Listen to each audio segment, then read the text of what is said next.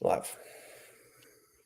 Good morning. As you guys can tell, I am not in my home office. I'm in Aruba, and I would open up the curtain behind you guys and show you the beautiful view, except it's just going to be completely backlit by the sun. Speaking of the sun, we got a shorter show today because I need to get out in the sun. Ariel Epstein is already patiently waiting by the pool.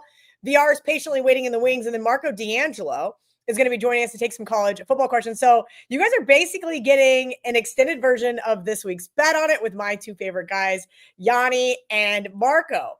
Apologies, no Kyle Anthony today, but you guys can head over to his homepage, wt.buzz/KA, if you're looking for some of his UFC picks.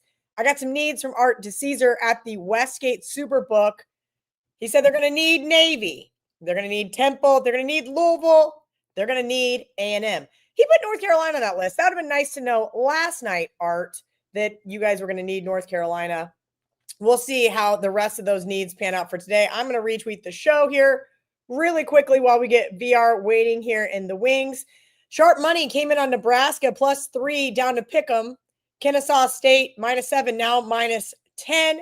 Kansas saw sharp money earlier in the week. If you guys did see Bet on It, you guys will remember that VR gave out the University of Kansas +6, now 4.5.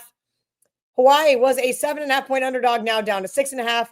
Georgia -7, now 9. The foremost public sides today at the Westgate Superbook: Maryland, Oregon, Duke, and Iowa State. And Art DeCesar is going big time contrarian here. His favorite play is Florida -3. So very interesting there. We saw Florida take up to 3.5. If you guys have your odds logic page open, I highly recommend it because you're going to need it for this next segment. Let's bring in VR. Busy Saturday morning for my guy. I appreciate him coming on early as always. VR, I got my pen and paper ready. I got to take some notes. I'm headed down to the pool here shortly, but before we do, we got to lock in all of those last minute bets. Indeed. I got so much information for you, Kellen. Forgive the hair. It's still from last night. It's that kind of morning. I've been up, I don't think I even slept maybe 2 hours, but we've just been firing. So let me give you guys two props real quickly because I couldn't even give these two subscribers. Just got so much to give you. LJ Martin rushing yards under 69.5. And then in the NBA, Indiana-Denver game, Andrew Nemhard, I gave that out to subscribers. That was still readily available. So that's Andrew Nemhard over 3.5, -150 total assists, good to -165. So that's over 3.5. And then real quickly, let me give you 3 added games. These have done really, really well. But again, lines move a little bit quickly, and I don't like to piss subscribers off. So I kind of only share these when we're going live. Added game, 308-909, New Hampshire, Monmouth, over 58.5. Over 58.5. Furman, Chattanooga, under 54.5. Furman, Chattanooga, under 54.5. And then Colgate, Lafayette, over 56.5. So that's over 58.5, New Hampshire, Monmouth, under 54.5, Furman, Chattanooga, over 56.5, Colgate, Lafayette. All those are gold, I'm telling you now. Some college football for you. Real quickly, here's some of the most one-sided. Let's get that out of the way because I know everybody likes to know what is the public on. I don't know why they're so interested because you're not booking them, but here you go. Indiana, one of the most one-sided bets I've seen all week. They've been betting in Indiana. They've been betting A&M money line, A&M teaser, A&M spread. So a little surprised that they need A&M this morning at the Westgate, but every book's different. Iowa, another dog that's getting a lot of money from the public, even getting money line action. Also, Georgia, Steam, Sharp, and public on Georgia. Alabama, one-sided Alabama money, like ton of exotics tied in with Alabama. Texas Tech, that was a side that I liked as well. The Texas Tech side, that's up to 11.5. That's why the public's still betting it. Wise Guys got down at about 9.5. So different number that they're betting now. And Ohio State, which gets money every single week. When you're number one in the country, you're going to get money every single week. Some sharp moves that I got down on for the groups I work with or have been shared with me. That was yesterday. USC, that got there. 150. Rutgers, +1. That one flipped to -1. BC, 136, Boston College, plus 12, plus 11. 143, Stanford, plus 9, all the way down to plus 8. 189, Nebraska, plus 3. 169, LSU, opposite Alabama, plus 11, plus 10.5. The Fighting Irish of Notre Dame, as Joe says, Notre Dame, minus 25.5, minus 26.5. They came through for the Sharps last week in the public. They're coming right back with them today. They also went under in that game. So if they're laying Notre Dame and the under, may want to look at that Navy team total under also, because they expect only one team to do the scoring. So if the line gets away from you, get creative like that. If the under's gone, if Notre Dame's gone, then look the Navy not to score a lot of points. Kansas, I gave you Kansas on bet on it. If you're watching that show, you've got nothing but gold from me, Kelly, and Marco. Then towards the bottom of the board, last 197, Nevada, plus 10, all the way down to plus 9.5. And then what Art touched on, Florida, that actually just came in with the guys I actually work with. They want Florida at minus 3. So I like that play as well. RBR, a couple of questions from the chat, and then we'll let Marco answer the rest of them. I know you got lots to do here before kickoff. They want to talk college basketball. So it's November 8th. College basketball started about a week ago, and we've seen some interesting line moves early. We know those totals get steamed up the second they basically come out, right? I get a whole list from a couple of different guys, and most of them are at least gone by a point and a half by the time I get into it. So you're going to give out some college basketball for today, but can you kind of let everybody know for at least your clients when you want to give them to them, but also they've moved considerably? Like, is there like a threshold you usually recommend? Great question. The higher the number, the greater the threshold, because you expect more variance. So if I'm laying like today, we got down on Nebraska, all right? They started betting Nebraska minus 18.5, minus 19. I got down at minus 20. I was still comfortable at minus 20 because, again, when you're talking about a line of 18, 20, 22, it's not as exact as when you get down to minus 2, minus 3. Those are a lot more precise. There's not as much variance in those games. So with those, I'm a lot more disciplined. Like I want the number. If it's a key number, I want the key number. I let it go. If it's not around a key number, then I'll do a half point, sometimes a point, even if I like that side. Like if I have an opinion. If I don't have an opinion, then usually I'll just let it go, Kel, because there's more than enough action. The goal is to get down plus EV bets. If you can keep doing that, you're going to make money long term. Like, don't focus on the short term. But if you're taking bad numbers, now you're gambling. And that's where the problem comes in. So I always put a threshold for my subscribers. Like, this is a 4% at this number. And then they know if you can't get at that number, drop it down to 3%, 2%, 1%. Like, lower your risk. The more value you get, the bigger bet you should place. The less value, then the lower the bet should be. So if I'm laying minus 18.5 and you can only get 19.5, but you like that side, maybe cut your bet a little bit. Instead of a 4% play, go to a 3% play or 2% play. Minimize your risk. Bigger the edge, bigger the bet, lower the edge, lower the risk. And again, if you don't like it, just pass if the number's not there. Little college basketball for you. Sorry, Kel. I'll give you these two premium plays I gave the subscribers. I gave them Nebraska at minus 20. That's at minus 21 right now at Bet Online. I would still bet it. And 619 Towson. We took Towson plus 27.5. That's still available at 27. I would still take it. And that's another key you got to remember. If I'm laying 8.5 and the number, and you only look up and it's minus 9, I would lay the 9, because the worst that happens is you push if I win. Like, if I'm laying 8.5 and I cash my ticket and you laid 9, the worst you can do is push. But if I'm laying minus 8 and you lay minus 8.5, that's when the problem comes in, because I can push and you can lose. Yeah. You don't want to put yourself in that position where I can push and you could lose. But if I win and worst that happens is you push, fire. All right. I like it. I like it. College basketball season underway over at WagerTalk.com. VR, we got a couple more minutes with you before we get to the third leg of the Bet On It trifecta. Marco D'Angelo, who's going to take some of your questions here in the chat. Was there anything, you mentioned a lot of these lopsided games, and you said, I don't know why these guys want to know. They're not booking their action.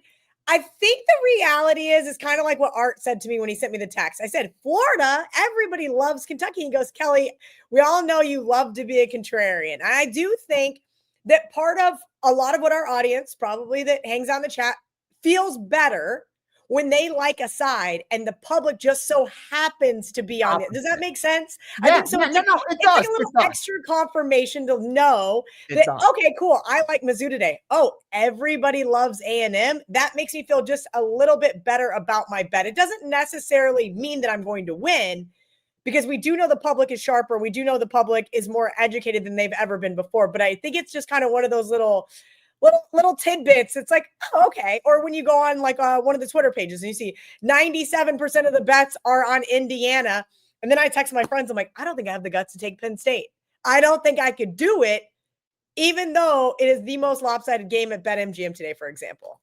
No, I agree. And I find comfort in that, Kel. I don't want to be on the side of all the recreational bettors, because these guys bet for action. These guys are willing to take bad numbers. These guys are betting teams, and that's not a plus EV way to approach it. I much rather find myself on the side of the sharps, which is what the book tries to do. They try to move good point.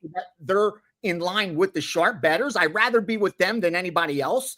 If the books are afraid of them and they're getting 11-10, it should tell you something. You want to fall more on their side than the book side, because the book's getting 11-10. That's why they keep making money and they keep printing it. Wise guys got to lay 11-10 and they still continue to find a way to make money. That's the side you want to be on. That's where you want to try to find yourself on. But it's more advantageous, of course, to be on the book side than the recreational side. So I agree with you there. And I don't find comfort when I know I'm with everybody else. I don't love seeing my NFL plays for tomorrow. Exactly. Like, you know what I mean? Already being like, dang, everybody's on the Bucks. That's just not, doesn't mean it's going to lose. It's just Texas not Tech always today. I'm on Texas Tech.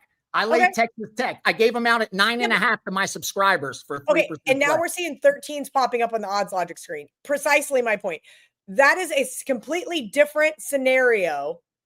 Those are completely those are 4-point different bets, essentially. Yep. 3.5-point different bets. I also like Texas Tech. I used them in a stale line on my splash contest, right? Because the lines don't move. Makes perfect sense. I used them in the Westgate college super contest. So I do think that you can still use this information even if the line is long gone. Exactly. And you got to remember, like I tell people, every line's going to move. If you look at a college basketball board, college football board, almost every single line moves. The key is, what does that move mean? And how much confidence do you have in concluding what that line means? That's why I like to come in and try to clear that for you guys. Like, yes, this is legitimate. This isn't a middle. This was a real move. Like that to me is what's valuable. Or if this was just a rogue number they're taking, because there was everybody else was at 3 and they were at 3.5. Like that kind of information to me is priceless. Stonehill plus 12.5. College football extra board. Stonehill right now, as I'm talking, it just came in. That's funny. All right, Stonehill. I've never even heard. I'm guessing I can't even tell you what state they play in. That I think is some of the best parts of the information that you get. You're just like, yeah, I have no idea. I don't even know. I mentioned to start the show that Kyle was having internet issues, so we aren't going to talk UFC today, guys. So I do apologize, but we got the guy who's literally working with the UFC, at least from the on-air media side of things. VR, what are you seeing for this UFC fight this evening? All right. I'm really curious kind of to see. And I'm going to give you guys a disclaimer. I'm having a terrible year in MMA. In fact, it's costing me from being way ahead for 2025. And what's crazy is if you look over the last 5 years, I've won every single year in MMA. 3 of those years I finished number 1. Like that's a sport I get really good information on. I do a lot of originating myself, and I work with 2 originators, but it's just been a bad year for me. So I'm just keeping it real with you guys, which is good. I expect, because this year's almost over and here comes 2026. Yeah, I'll be excited for that, because we should progress back to my mean of being profitable. But I like in the main event, and I want to bring this fight up because everybody seems to be opposite me. They all on Randy Brown against Gabriel Bonfim, and I just do not see any value there at all. Randy Brown's got a nice long reach advantage, but he always does. The difference is with Bonfim is that ground game he has. Once he takes it there, Brown's going to be out of his depth with someone like Bonfim. More importantly, Bonfim isn't in that much of a disadvantage in the striking other than the reach. I'd rather take the much younger fighter with an obvious path to victory. And Brown in these situations, whenever he stepped up, that's where he's always not able to live up to those expectations. So I like Gabriel Bonfim there. Another line that's moved against me, I'm on an island. I like Uros Medic over Salikov. Medic was a minus 160 favorite. Now he's down to like minus 130. I think he opened at like minus 200. This one's not going the distance, heavily favored not to. These guys are going to stand there and trade. They don't go for takedowns. They're going to throw. The difference is I'll take the much younger guy with much more power and more precision with the better chin. I'll take Medic. Let that line keep dropping. I like the Medic side. And then two sharp dogs for you really quickly because I know other people are waiting to jump on. These are sharp sides from an originator. He's on Tisha Pennington. Tisha Pennington at plus 165 and Ronnie Barcelos at plus 145. So Tisha Pennington, Ronnie Barcelos, and then under Bonfim Padilla. Those are 3+ money dogs that are all sharp. Ooh, I do love some plus money dogs. I've got a few myself for this beautiful college football Saturday. That was some UFC, some college basketball, some FCS, and of course, college football from VR. That kind of gives you guys a little sneak peek what you can catch in his Steam Room Sundays. He does right after this show at 12 Eastern, 9 a.m. Pacific on Sundays. VR Steam Room. If you guys are a WagerTalk insider, that $2.99 a month does get you some special privileges, including sometimes getting to join his Steam Room with his premium subscribers. VR, anything else you'd like to make note of before we bring in Marco D'Angelo? Nah, just don't overlook the fact, just because I'm not firing a 5% big move in today's college football doesn't mean I don't have strong information. I didn't fire 5% last week in college football, and we went 5 or 6-1 on those 4%. This card's just 4% again, just the strongest stuff I have. Spread out our risk. I just didn't want to narrow it down to that one that has to win because I like the board a lot. I feel the same way in the NFL again tomorrow. So there's NFL up, college football up, college basketball up, UFC up. Join me for the weekend and more importantly, longer, because this is a good time to be on board through the end of the year for sure. Absolutely. At Greek_Gambler on your social channels. Thank you to VR. You guys can also catch VR with me Wednesdays on Bet On It with a little guy named Marco D'Angelo. I like to call him Marco Barco, and that's because somebody in the chat made it up a long time ago, and I think it's funny. Welcome in Marco D'Angelo, our third counterpart here. It's like Bet On It 2.0 college football edition on Saturday. Marco and I are going to run through all of your guys' questions. You guys have some great questions in the chat. Marco, we talked about a few of these, but on Bet On It this week, but I wanted to kind of touch on them again here come Saturday, right? We stress on Wednesdays, hey guys, it's early in the week. We're doing our handicapping on Monday, Tuesday, Wednesday morning. We're getting our show out, but things do change, right? Injuries happen. More information comes out. I'm kind of still curious because this was a game that you and VR both said were your barking dogs. Marco, Hugh Freeze gets fired and Auburn all of a sudden is getting a lot of love in the marketplace. And that's because so far this year, we've had 7 football coaches fired. And out of those 7, 6 have won their game outright the following week, or at least covered 6-1 against the spread. Talk to me about Auburn here. And do you also agree with VR on Wake Forest? Yeah, I actually like both of those games. Auburn, Kelly, when you get these coaches that get fired, to me, why I think it is such a good thing to take that team. And people say, well, why do you want to take somebody that's in disarray? Because that's the natural assumption. This works just about in every sport. You're going to get an immediate spark from the players. And why? Well, okay, if your coach got fired, it means the team's doing bad. So the coach becomes the scapegoat if the players jump up and win the week he's gone. Well, it wasn't us, it was him, So that's why you get an immediate benefit from them, the players. They want to prove their worth. And then sometimes it goes on a roll. And remember our dear friend, Dave Koken. I remember a baseball season just a couple of years ago when I think it was the Philadelphia Phillies fired the coach. He rode them the very next day after the firing, and he kept betting them until they lost. And they went on an hellacious win streak after that. And he said, every day his write-up, it was hilarious. It ain't broke, don't fix it. That was his write-up. Just kept going until they lost. So yes, I like that, and I like that momentum.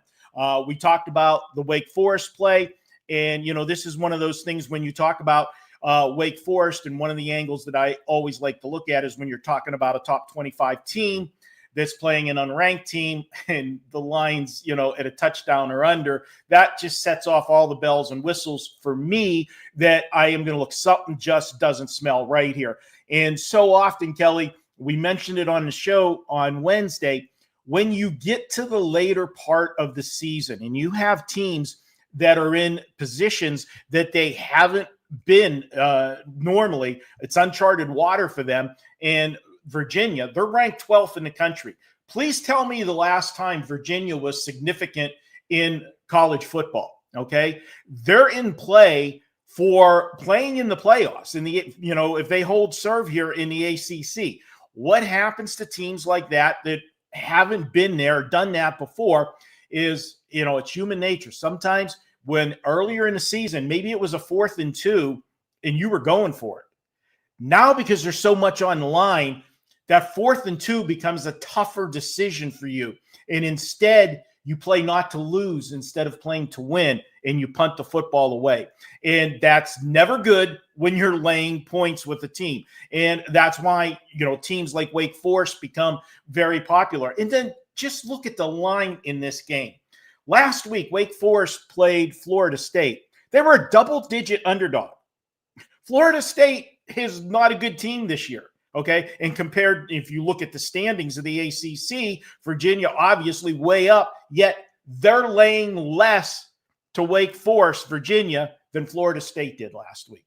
Please, explain that to me, and it's, something that, you talk about, we have the luxury of having, bookmakers come on our shows here. I do radio shows around town where I get to talk to different bookmakers, our friend John Murray at the Westgate. And these are the kind of questions that you ask. Why? And it's, I'm always going to side. And I give these guys, maybe I'm just trying to stroke their ego, but I always tell John, I give you guys behind the counter more respect than I'm ever going to give somebody that's sitting in a boardroom watching games and making rankings. Pure and simple. And the line's telling me Wake Forest is the right side. You're absolutely right. Virginia right now, the front runner to make the ACC championship game. That makes it rather interesting in itself. All right, Marco, we got a couple more questions here. Garth wants to know thoughts on laying 6 with West Virginia. Also, shout out to Garth for the donation. Don't worry, we are going to pay that forward just like we did last time. All of our donations go to different fundings and charities. Last time, I believe it went to Opportunity Village there in Las Vegas. So shout out to Garth.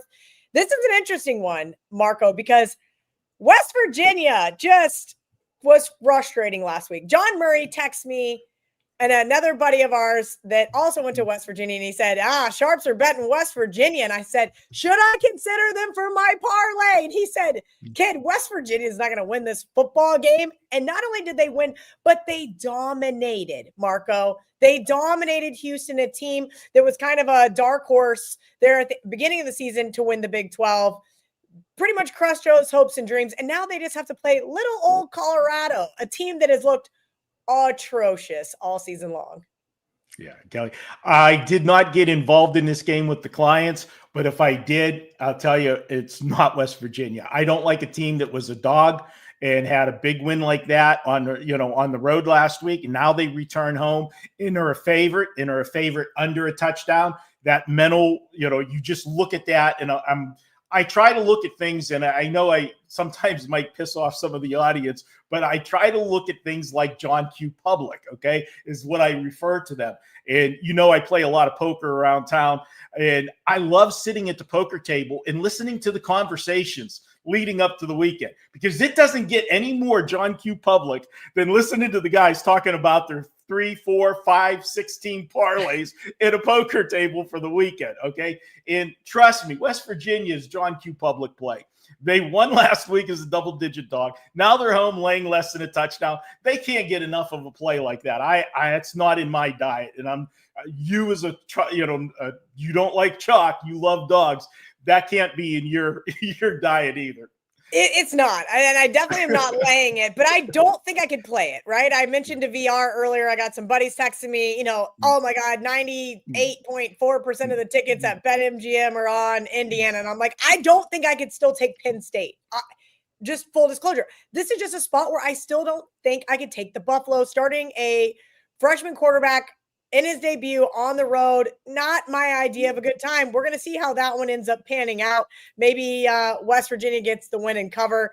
But again, I just don't think I can do it. We're going to take some more of these questions. If you guys have a question for Marco, drop it in the chat. We're going to go up until there's no more questions. Rob wants to know, I certainly hope not. UConn was my best bet this week on Bet On It. It's one of my favorite underdogs. Marco, did UConn make your sandwich video for this week? It did, Kelly, and I actually was waiting, and you jumped in. I was going to say, Kelly, I got a question from you, from me. And my question to you, swear to God, was going to be, how good do you feel about Connecticut right now? Because I don't know anybody that hasn't jumped on the bandwagon of Connecticut this week with us. And, maybe I'm going to say, everybody watches Bet On It. Everybody watches Marco's Deli, and they're all jumping on because of us. Because I don't know anybody that isn't on Connecticut. And what scares me, Kelly, is when I talk to people around town and, other sharps and so forth, and there's certain guys that and I'm sure when you talk to John Murray, he'll tell you, oh, these guys always play sharp dogs, or these guys never play dogs. I know people that just don't know how to say underdog, and they're on Connecticut this week, and that scares the hell out of me. But I'm holding a ticket when we had a much better number, earlier in the week. This line's down to 7.5 in places. So let me ask you, Kelly, how do you feel about that Connecticut play right now? So it's funny. Ariel made me get up nice and early after we were at the casino till 2:00 in the morning Aruba time last night. And we walked over to the sports book because I was told that, hey, there may be some advantageous lines here in Aruba, right? Because it's a local sports book and maybe you can find some value. And I thought, UConn plus, hadn't checked my phone, hadn't really been on the internet yet. I was like, UConn plus 7.5. I thought this place had advantageous numbers. I was hoping to maybe get a 10. Sure enough, opened up my odds logic screen on my phone, and it was 7.5 pretty much everywhere. And I thought, boy, oh boy, we're going to find out and see what Jim Mora's got up his sleeve. I do think it's an awful spot for Duke still with Virginia on deck. Coming off that win over Clemson. I love this Huskies team. If you guys remember, I bet on them versus Syracuse. They blew a double-digit fourth quarter lead. I bet against them the following week with Delaware.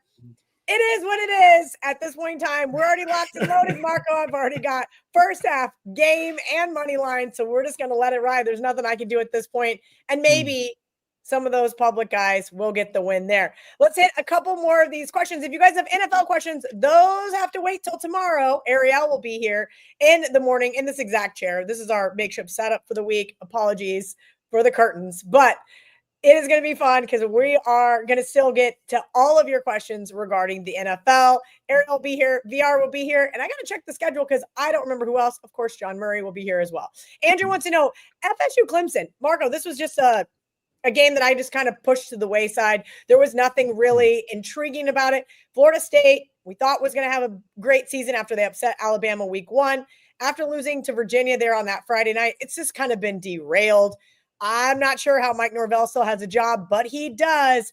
Speaking of not having a job, I don't know how Dabo Swinney still has a job after losing some of the games that he's lost this year.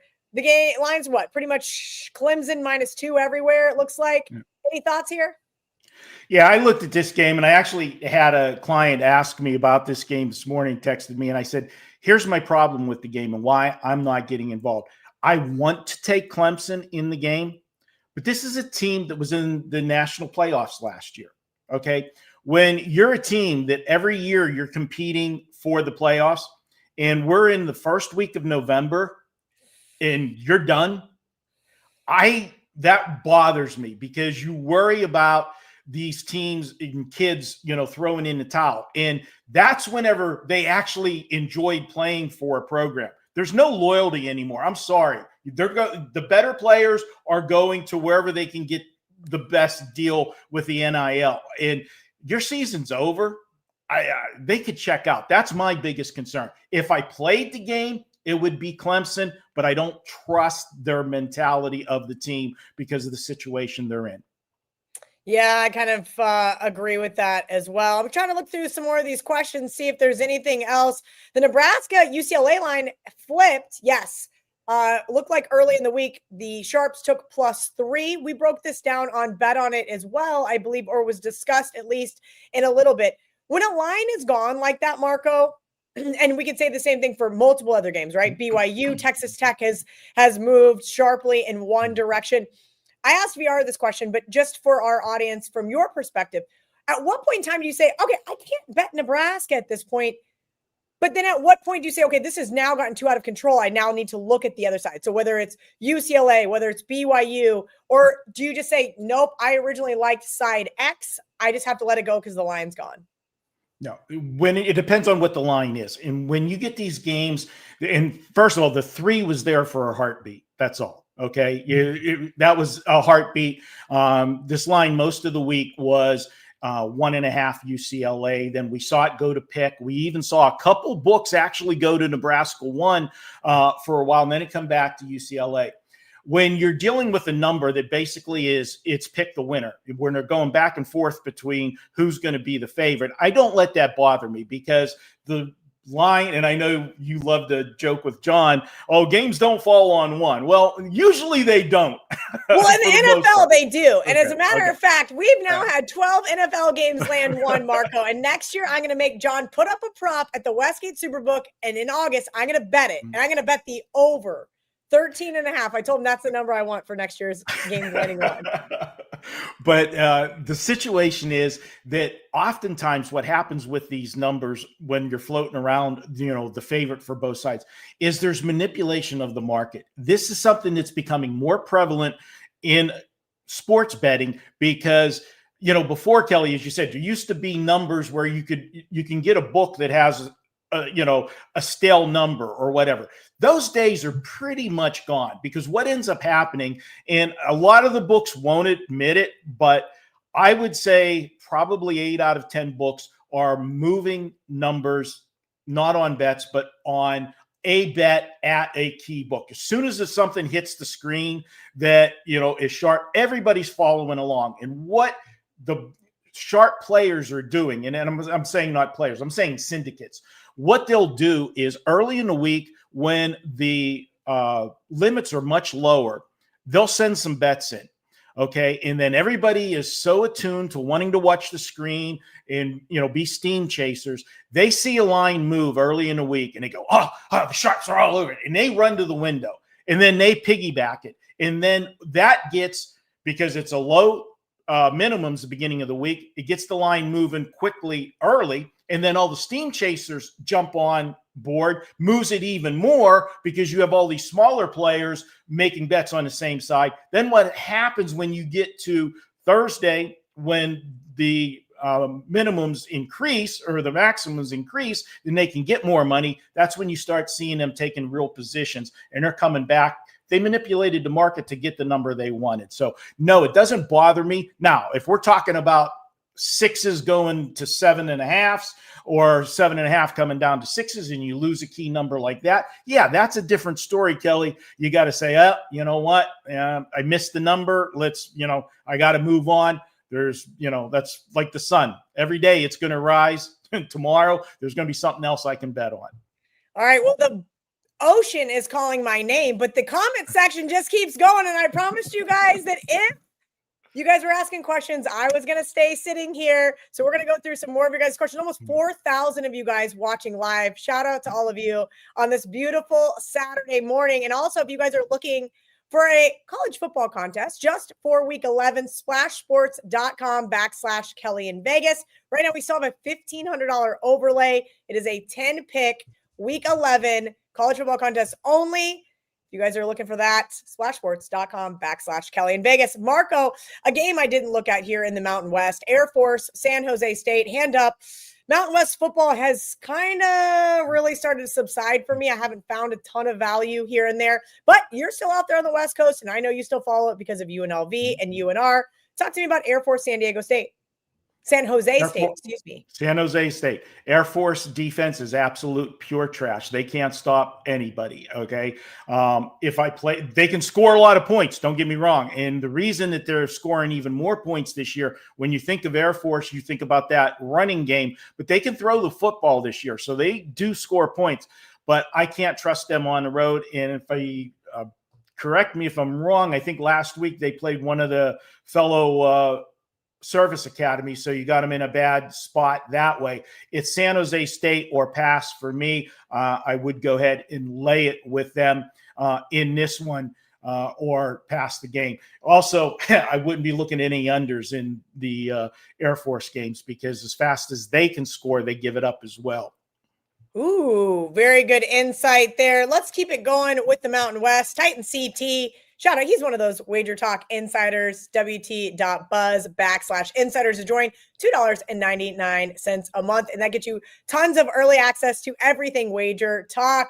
Titan CT wants to know about UNLV today, Marco. UNLV was kind of one of those programs I thought was going to make that up and coming movement, especially with NIL money. Now we've got to see them flatten out, if you will. Yeah, they have. And here's the problem, Kelly. They had the big game against Boise. They went into the Boise game 2 weeks ago, undefeated. And, we didn't know what to expect after Barry Odom, left and Dan Mullen coming out of, from the ESPN booth and back into the coaching ranks. But they played well offensively. Defensively, not so much, and that has been a problem for this team. And then once they went up against that physical team of Boise State, they just got their doors blown off. So what happens that we talk about so often? Last week was game 2, the week after they had their first loss in their dream crusher, because if they would have beat Boise State, they would have been in the driver's seat to go undefeated, win the Mountain West Conference, and it would have had themselves in position to win that at-large bid for the playoffs. Dream crusher game, what happens so often? They lost the same game twice. Now, with everything out the window, I'm concerned about UNLV the rest of the way. They still have a chance to get into the Mountain West Conference championship game, but they got to run the table and hope that San Diego State slips up a couple times for them to get in there, because right now they're third man out. But I don't trust that defense to lay points in this game here. So I lean to UNLV, but I can't pull the trigger on them. And Dan Mullen, because of the success he did have here, his name, some rumblings going around, maybe he's going to get a job offer after the season that he's had here. And if you're a UNLV player, you got to be saying, oh, no, not again. We just lost Barry Odom last year after we turned the program around. Is it going to happen again? So those are my problems there. But I would play UNLV or pass the game, but too many question marks. All right, Marco, all about my Bills, 716. You are in trouble because this tells me that you did not watch Bet on It this week. These are 2 games that Marco D'Angelo already discussed. So I'm going to let him take the floor. You liked Liberty a lot this week on the show, Marco, so much that they were your best bet. Talk to me about the Liberty team, and then also maybe why you're with everybody on Alabama. Full disclosure, Brian Kelly got fired. Why aren't we taking LSU? Okay, well, I'll answer that one real quick. And the reason for that one is I think they waited too long to fire Brian Kelly, and it's ruined their season. This is a team that LSU, we both were high on him, Kelly, going into the season. When we did the previews early on, I thought they had a legitimate shot to win the SEC this year, which would have put them in the national championship conversation. And they expected that too. They were highly ranked coming into the season. Remember that first week against Clemson when you had the battle of top 10 teams? We thought they were for real, and the season unraveled. So even though they fired the coach, I don't know that you get excited, because where are you going with the record they have right now? That's the problem with them. Alabama's coming off a scare and a bye week. 2 weeks ago, we had South Carolina against Alabama. I thought that was the flat spot for Alabama, and they almost lost that game. They needed a late touchdown in the fourth quarter to win by 7. We got the double-digit cover with South Carolina. Normally, good teams off a scare come to play. That's why I had Alabama on the show. The Liberty play, that was simple. Liberty was a team coming into the season that a lot of sharps were very high on, and they were supposed to run away with that conference. They got off to a slow start because they played a murderous schedule at the beginning of the season. Now they're playing the way they were anticipated to play coming into conference play. They're 3-1. They're only one game behind the leaders. There's 2 teams that are 4-0 in the conference. They're playing their best ball right now, but people are still looking at that losing streak at the beginning of the season. You've got to adjust to how a team is playing right now. I think 7.5 is a low number. I've even seen some 8s around town on that game. I still like Liberty. All right. I think we're out of questions. I could be wrong. Okay, we got 2 more questions we're going to get to, but before we do, Marco D'Angelo, what do you got going on over at WagerTalk.com? The deli has been so awesome. If you guys have missed, not only on Bet On It, but the standalone deli video that Marco does every single week where he's showing you different scheduling spots to take advantage of, you guys are missing out. It's been crushing. It's been a really good year for us on there with that. We've had 9 episodes, 6 winning episodes, 2 losing episodes, and 1 break even. It's been fun. The NFL game, Kelly, we give 1 NFL game each week on the deli. 8-1 this year on the NFL game. So head over there to check that one out. And if you want to check out my card today, I do have a 5% play up today. We had a play last week of 5% because I don't want to get Kelly mad at me. I won't say who that 5% was last week, but I'll just say saw it. It was an easy win, but it was not as easy as the final score looked. I did get some breaks in the fourth quarter in that game, but you know what? I'll take it and cash that ticket and move on. But we're on a 14-3 run, Kelly, for the clients over the last 9 days. You can pick up the 1 game today for $35, or the birthday bash is still available. You can pick up 7 days for $64.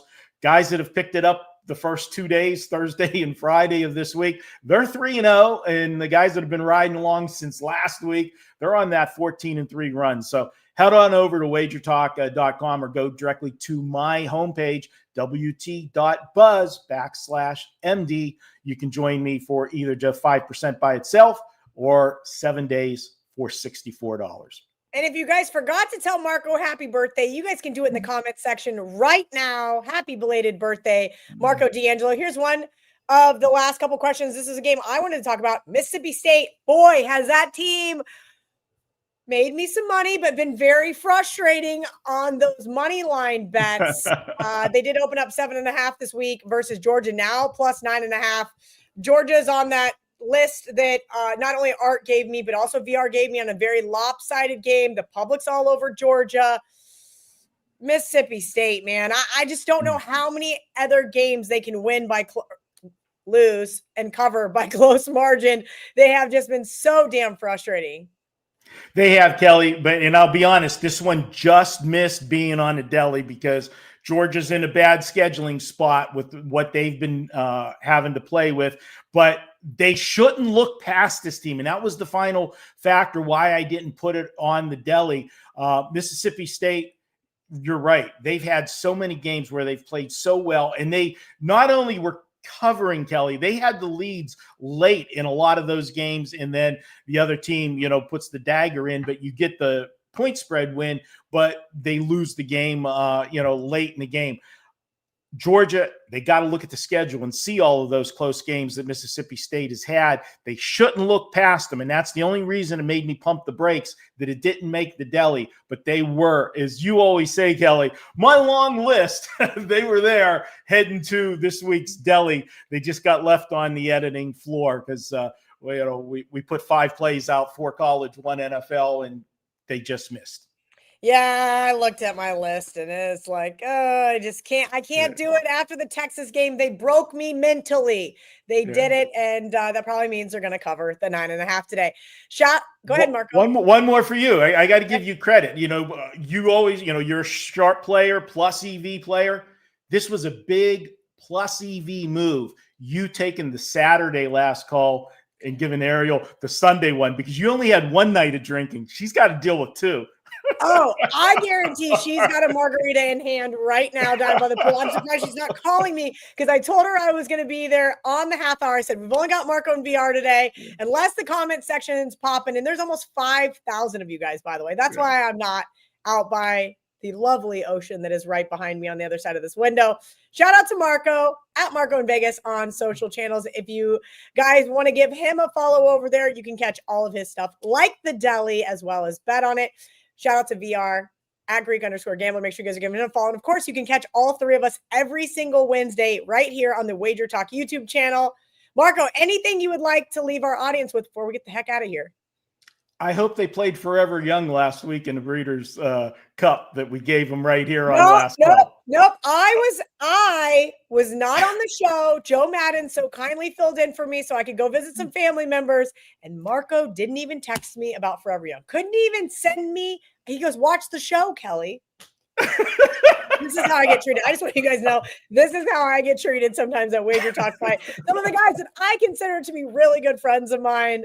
Shout out Marco, shout out Forever Young, and shout out to all of you guys who hang out with us every single Saturday. We'll be back same time, same place tomorrow. Same ugly curtains behind me, except Ariel will be in the host seat. Good luck today. I hope you cash them. Don't trash them, as VR likes to say.